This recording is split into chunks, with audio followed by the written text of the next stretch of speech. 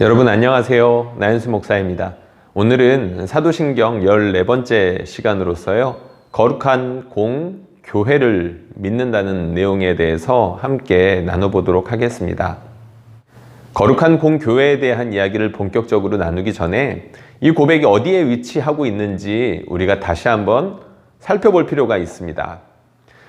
우선 사도신경은 삼위일체 하나님에 대한 그 고백을 기본 골격으로 한다라고 했죠.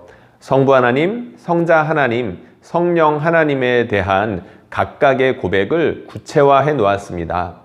그런데 성령 하나님에 대한 고백을 자세히 보면 나는 성령님을 믿습니다 라는 고백 뒤에는 아무런 성령님에 대한 자세한 이야기가 없는 것처럼 보이죠. 그런데 자세히 알고 보면 성령님을 믿습니다 다음에 나오는 모든 고백이 성령님의 구체적인 사역을 일컫는다는 것은 우리는 알아야 합니다. 성령님은 거룩한 영이라는 뜻이지요. 삼위일체 하나님께서 이 땅 가운데에서 하나님의 역사를 성령님을 통하여서 본격적으로 이루시는데, 성령님의 이름 그대로 성령님 자체가 거룩하다라는 뜻도 있겠지만 이 땅 가운데에서 이루시는 역사 역시 거룩하다는 것을 뜻합니다. 성령을 통하여서 하나님의 백성 삼으시는 그 일, 거룩한 일이죠. 나를 거룩하게 하시고 그리고 온 세상을 거룩하게 만들어 가시는 분이 성령님이라는 겁니다. 그런데 그 사역을 교회를 통해서 하신다는 것이 이 교회를 믿는다는 고백의 핵심에 위치합니다. 성령께서 교회를 사용하셔서 한 사람을 부르실 뿐만 아니라 온 세상을 구원하시는 그 삼위일체 하나님의 역사를 이루어 가신다는 거죠. 그렇다면 교회를 믿는다는 것은 무엇일까? 구체적으로 한번 살펴보도록 하겠습니다. 거룩한 공회를 믿는다라는 말 여러 가지 뜻이 있는데 첫 번째로는 하나의 교회를 믿는다는 뜻입니다. 교회는 여러 개 아닌가요? 교단만 하더라도 여러 개 아니던가요? 그렇게 질문할 수 있겠죠. 역사 가운데 수천만의 교회가, 수억의 교회가 있었을 겁니다. 그리고 우리나라에만 하더라도 수백 개, 수천 개의 교단이 있다는 그런 이야기도 들리죠. 그런데 하나의 교회를 믿는다는 말은 무슨 뜻일까요? 에베소서에 나오는 말씀이 있는데 이것이 하나의 교회가 무엇인지를 아주 잘 보여주는 대표적인 성경 구절이라 할 수 있습니다. 제가 한번 읽겠습니다. 몸이 하나요 성령도 한 분이시니 이와 같이 너희가 부르심의 한 소망 안에서 부르심을 받았느니라. 주도 한 분이시요 믿음도 하나요 세례도 하나요 하나님도 한 분이시니 곧 만유의 아버지시라. 만유 위에 계시고 만유를 통일하시고 만유 가운데 계시도다. 아멘.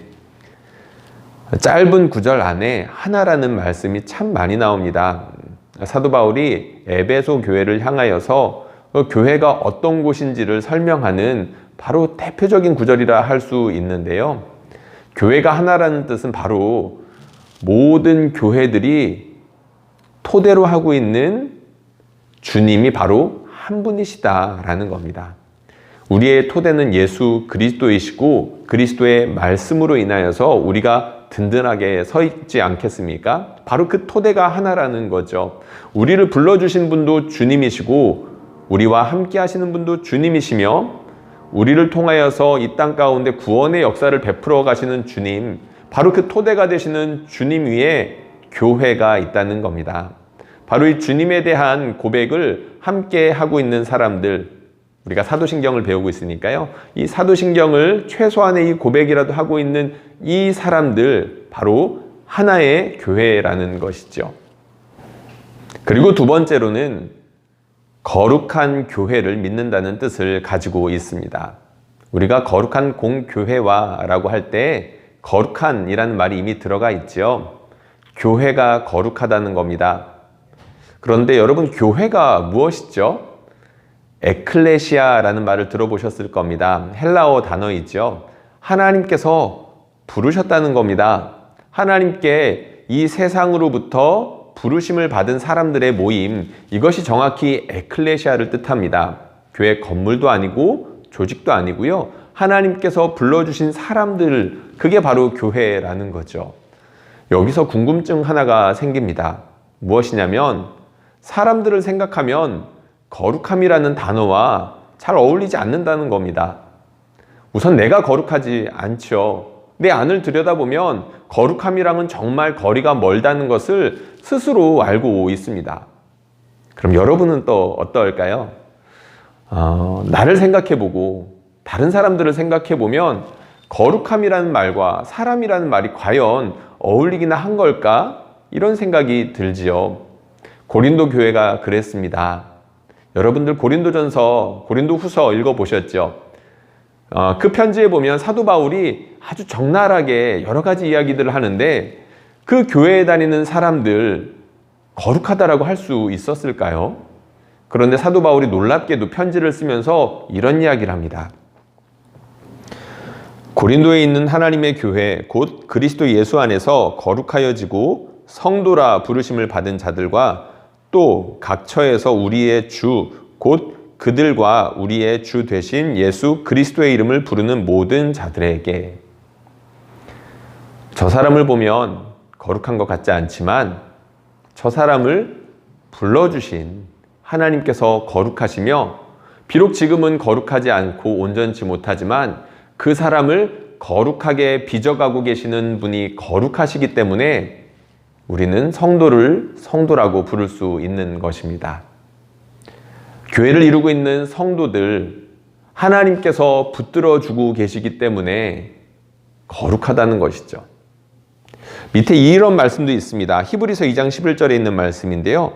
거룩하게 하시는 이와 거룩하게 함을 입은 자들이 다 한 근원에서 난지라. 그러므로 형제라 부르시기를 부끄러워하지 아니하시고.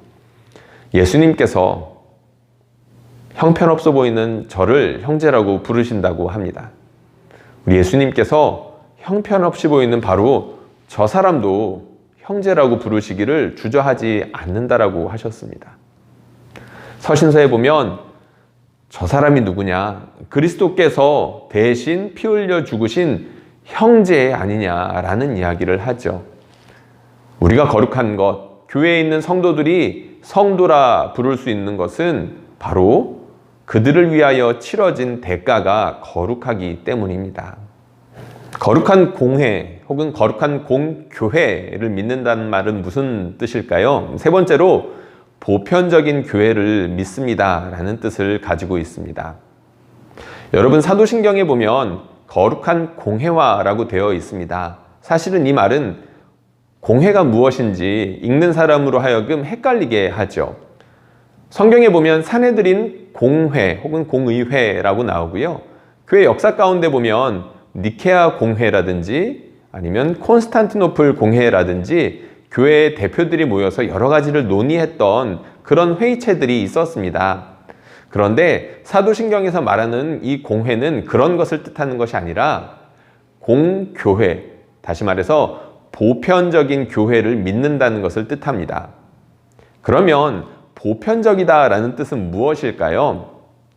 여기서 교회가 보편적이다 아니면 교회가 공적이다라는 뜻은 교회가 가지고 있는 메시지가 보편적인 성격을 갖고 있다라는 것을 뜻합니다. 교회에서 전하는 메시지가 무엇입니까? 바로 복음이죠. 이 복음이 어느 시대에나 누구에게나 언제 어디에서나 정확한 말씀이고 필요한 말씀이며 모든 것을 아우를 수 있는 그런 말씀이라는 거죠. 교회가 바로 그런 보편적인 말씀을 전하고 있기 때문에 교회는 보편적이다라는 말을 하고 있는 겁니다.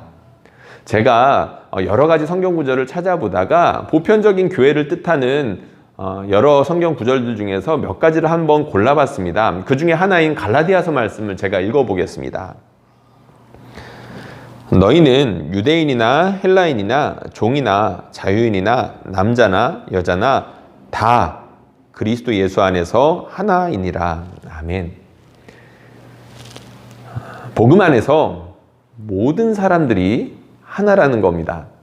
이 말씀은 얼핏 보면 교회가 하나입니다, 하나의 교회입니다를 설명하기에 정확한 필요한 말씀인 것처럼 보이지만 잘 살펴보면 모든 사람들에게 복음이 효과적이라는 뜻을 갖고 있다는 것을 알 수 있습니다.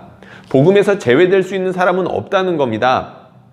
이방인들도 유대인들도 복음 안에서 놀랍게 변화받을 수 있다는 것이고 구원받을 수 있다는 것이죠. 그러므로 주 안에서 한 형제된 이 사람들의 모임 가운데에는 사람들이 정해놓은 어떠한 기준들 때문에 제외될 수 있는 사람이 있으면 안 된다는 겁니다. 남자도 교회에 올 수 있어야 되고 여자도 교회에 올 수 있어야 되고 노인도 교회에 올 수 있어야 되고 어린이도 교회에 올 수 있어야 되고 저 지방에 사는 사람도 올 수 있어야 되고 도시에 사는 사람들도 올 수 있어야 되고 부자도 올 수 있어야 되고 가난한 자도 올 수 있어야 되고 몸이 성한 사람도 올 수 있어야 되지만 장애인들도 기꺼이 올 수 있는 교회가 바로 교회가 되어야 된다는 겁니다. 보편적인 교회라는 거죠. 제가 이 부분을 준비를 하다가 감동적인 이야기를 하나 들었습니다. 남아프리카에 있는 어느 한 교회에서 정말로 어떤 성도가 경험한 이야기인데요. 그 교회는 인종분리 정책 때문에 그 정책을 따라가는 교회였던 것 같은데 그 시대 때에 그러니까 백인들을 위한 교회가 따로 있던 거고 흑인들을 위한 교회가 따로 있던 겁니다. 백인들만 다니던 교회에 다니던 한 성도가 어느 날 환상을 보았던 걸까요? 어떤 남루한 사람이 밖에 서 있는 겁니다. 그런데 자세히 가보니까 예수님이더라는 거죠. 근데 예수님께 물어봤답니다. 예수님, 왜 교회에 들어가지 않으시고 이 교회 밖에 계시나요? 그러니까 예수님께서 이렇게 답하시더랍니다. 나는 백인이 아니기 때문이야. 상징하는 바가 굉장히 크지 않습니까? 보편적인 교회. 우리가 섬기는 이 교회는 과연 보편적인 교회를 지향하고 있을까요? 이것은 우리가 진지하게 성찰해 봐야 되고 우리 교회뿐만 아니라 이 세상에 있는 모든 교회가 과연 보편적인 교회를 지향하면서 나아가고 있는지 우리가 자세히 살펴보며 반성하고 고칠 것이 있으면 고치고 기꺼이 회개해야 될 것입니다. 마지막으로 거룩한 공교회를 믿습니다 라는 뜻은요, 사도적인 교회를 믿는다는 것을 뜻합니다. 교회가 사도적이다. 이 말이 무엇을 뜻할까요? 여기에는 크게 두 가지 의미가 있습니다. 우선 첫 번째는 교회가 사도들이 전한 말씀에 서 있다라는 것을 뜻합니다. 그것을 표현한 대표적인 말씀을 제가 읽어보겠습니다. 너희는 사도들과 선지자들의 터 위에 세우심을 입은 자라. 그리스도 예수께서 친히 모퉁이 돌이 되셨느니라. 사도들은 예수님께 특별히 부름을 받은 사람들로서 12제자였었죠. 한 명이 탈락했었지만 다시 뽑아서 12사도를 채웠었습니다. 그들이 전했던 예수 그리스도의 복음, 그 토대 위에 우리가 서 있다는 것이죠. 그런 차원에서 교회는 사도성을 갖습니다. 그런데 동시에 교회가 사도적이다라는 뜻은요, 사도적인 사명을 가지고 있다는 것을 뜻합니다. 마태복음 28장에 보면 대위임령이라고 불리우는 그런 말씀이 있죠. 제가 한번 읽어보겠습니다. 그러므로 너희는 가서 모든 민족을 제자로 삼아 아버지와 아들과 성령의 이름으로 세례를 베풀고 내가 너희에게 분부한 모든 것을 가르쳐 지키게 하라. 볼지어다 내가 세상 끝날까지 너희와 항상 함께 있으리라 하시니라. 아멘. 이 말씀은 1차적으로는 분명 사도들에게 전해진 말씀입니다. 그런데 세상 끝날까지 라고 되어 있죠. 사도들에게 이 사명을 또다시 위임받은 그들의 제자들, 그들의 제자들의 제자들, 그리고 그렇게 계속해서 저희에 이르기까지, 아니 예수님이 오실 그날까지 주님을 섬길 모든 교회에게 위탁된 사명이 바로 이 지상대명령이라는 거죠. 우리가 주님으로부터 받은 이 귀한 복음, 우리의 믿음의 선배들로부터 받은 이 귀한 복음을 우리에게서 그칠 수 없다는 겁니다. 누군가에게 전해줄 수 있어야 된다는 거죠. 다시 말해서 사도적인 성격을 믿는다는 것은 내가 믿음의 선배들로부터 이 귀한 사명을 받은 것처럼 누군가가 나를 통해서 이 귀한 사도적인 사명을 위임받아야 된다는 것을 의미하기도 합니다. 짧은 시간에 교회가 어떤 곳인지, 우리가 거룩한 공교회를 믿는다라는 것이 무엇을 의미하는지에 대해서 살펴보았습니다.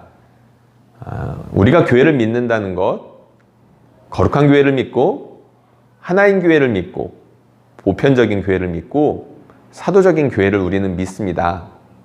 그런데 이것은 전적으로부터 그 모든 기원이 하나님으로부터 비롯되었기 때문에 이런 고백을 할 수 있다라는 이야기를 한 거고요. 마지막으로 이 영상을 마치면서 중요한 한 가지를 또 말씀드리면서 마치겠습니다. 우리가 사도신경, 즉 우리의 모든 신앙 고백에는 지적인 동의뿐만이 아니라 우리가 여기에 적극적으로 헌신하겠다라는 의미를 담고 있다라고 말씀을 드렸죠. 다시 말해서 교회를 믿는다, 즉 성령께서 역사하시는 교회를 믿는다는 고백에는 주님께서 이루어 가시는 교회, 주님께서 교회를 통하여 이루시는 모든 일들에 적극적으로 참여하고 신뢰하며 인내하고 따라가겠다는 것을, 그런 모든 고백까지 담고 있습니다. 여러분, 이 세상이 참으로 이기적이고 개인주의적입니다. 그런데 성경에서는 결코 그러한 것을 지지한 적이 없습니다. 물론 개인의 인격을 존중하고 지극히 사랑하시는 것이 분명하지만 그 개인들이 따로따로 자신의 이기적인 욕심만을 위해서 이렇게 살도록 내버려 두시는 분이 결코 아니라는 거죠. 우리는 교회 가운데에서 하나님께서 어떻게 구원을 이루어 가시는지, 그리고 교회를 통하여서 이 세상을 어떻게 구원을 이루어 가시는지를 우리가 맛보기 위해서라도 교회 공동체 가운데 적극적으로 참여해야만 합니다. 그 방법은 여러 가지가 있겠죠. 거기에 대해서 이제 성도의 교제라는 그 고백을 통해서 우리가 자세히 알아보겠지만, 이 교회를 믿는다는 고백 가운데에는 성도의 교제 가운데 적극적으로 참여하겠습니다 라는 의미를 가지고 있다는 것입니다. 여러분, 영상 보시느라 수고하셨습니다. 이제 막바지를 향해서 가고 있는데요. 끝까지 힘내셨으면 좋겠고, 이 고백 하나하나가 우리의 심령을 새롭게 하는 그런 기회가 되었으면 좋겠습니다.